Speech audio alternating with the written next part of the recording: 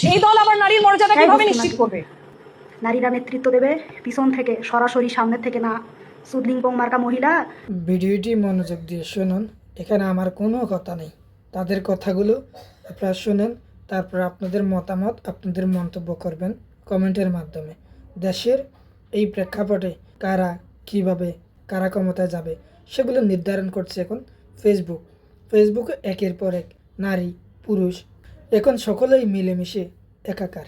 সকলেই যেন দেশের রাজনৈতিক বিচারগুলো ফেসবুকেই করে নিচ্ছে। এখন আপনারা এই ভিডিওটি দেখেন, তারপরে আপনাদের মন্তব্য অবশ্যই জানাবেন কমেন্টের মাধ্যমে। তাহলে শুনতে থাকেন। এ দল থেকে একটা নারী মনোনীত করেনি সংসদে নির্বাচন করার জন্য, বুঝে নেন, একটা নারী মনোনীত করেনি সংসদে নির্বাচন করার জন্য। সেই দল আবার নারীর মর্যাদা কিভাবে নিশ্চিত করবে? জামাত ইসলাম কোনো নারীকে মনোনয়ন দেয় নাই। এর জন্য কি জামাত ইসলামের কোনো নারীকে দেখছো রাস্তায় নামতে? আমাকে মনোনয়ন দেওয়া হলো না কেন? কোনো নারী কি রাস্তায় নামছে তোদের মতো? ইসলামে নাই নারীরা কোনো নেতৃত্ব দিতে পারবে না সরাসরি। ইসলামে নাই, স্বয়ং আল্লাহ মানা করে দিছে। নারীরা নেতৃত্ব দেবে পিছন থেকে, সরাসরি সামনে থেকে না। সুদলিঙ্গং মার্কা মহিলা খালি দুধ ঢোলাইয়া পাশা ঢোলায় বেড়াকের সামনে আসতে পারলেই বাসো, খালি ঘরের বাইরে থাকতে মন চায় না। সুত মারানি মাগিরা ঠোস পড়ছে সাগর মধ্যে।